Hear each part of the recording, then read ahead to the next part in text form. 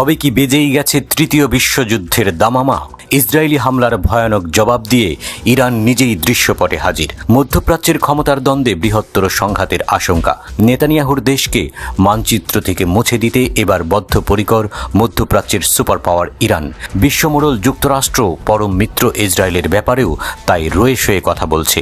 কারণ প্রেসিডেন্ট বাইডেনও জানেন, পান থেকে চুন খসলেই মহাবিপদ। ইরানি সেনা ও নৌবাহিনীর কমান্ডাররা নিশ্চিত করেছেন, ইরান ইসরায়েলের যে কোনো শত্রুতার ধ্বংসাত্মক জবাব দিতে প্রস্তুত এবং সক্ষম। ইরানের সেনাবাহিনীর গ্রাউন্ড ফোর্সের commander brigadier general Kiumars Heydari বলেছেন, ইসরায়েলের যে কোনো হুমকির মাত্রা নির্বিশেষে ইরান যে কোনো সময় এবং যে কোনো দিন প্রতিক্রিয়া জানাতে সর্বদা প্রস্তুত।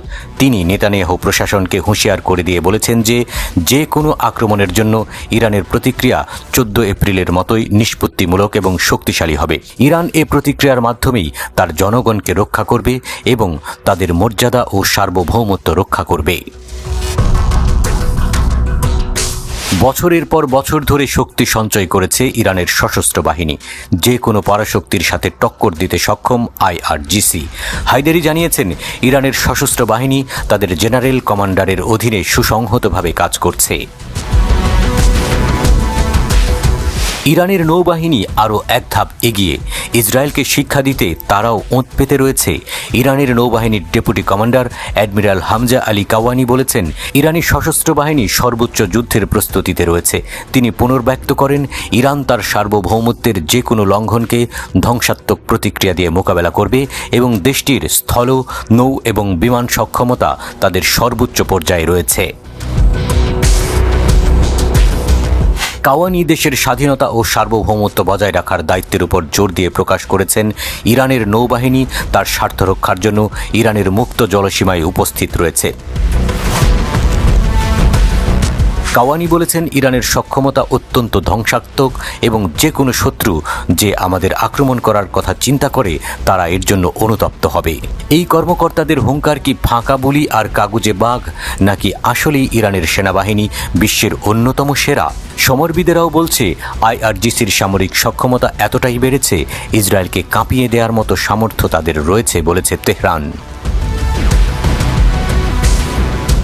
ইরানের প্রেসিডেন্ট ইব্রাহিম রাইসি জানিয়েছেন, ইরান তার সম্পদ এবং স্বার্থের বিরুদ্ধে যে কোনো আকারের আগ্রাসনের কঠোর ও ব্যাপক জবাব দেওয়ার পরিকল্পনা করছে।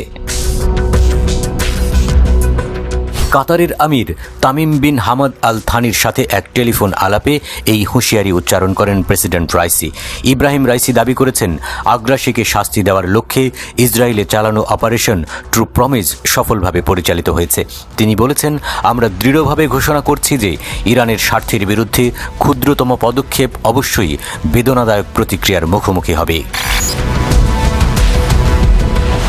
ইরানের পার্লামেন্টে নিরাপত্তা ও বৈদেশিক নীতি কমিটির মুখপাত্র আবু আল ফাদল আমুই আল মায়াদিনকে এক সাক্ষাৎকারে বলেছেন, ইরান যে কোনো ইসরায়েলি হামলার মোকাবেলা করতে প্রস্তুত এবং পাল্টা জবাব দেবে। ইরানের শীর্ষ কর্মকর্তারা ইসরায়েলের প্রতিশোধমূলক পদক্ষেপের সম্ভাবনা এবং আরও উস্কানি দেওয়ার প্রবণতা সম্পর্কে সচেতন। তেহরান হুঙ্কার দিয়েছে, তাদের কাছে এমন কিছু অস্ত্র রয়েছে যা দিয়ে ইসরায়েলে আরও নির্ভুল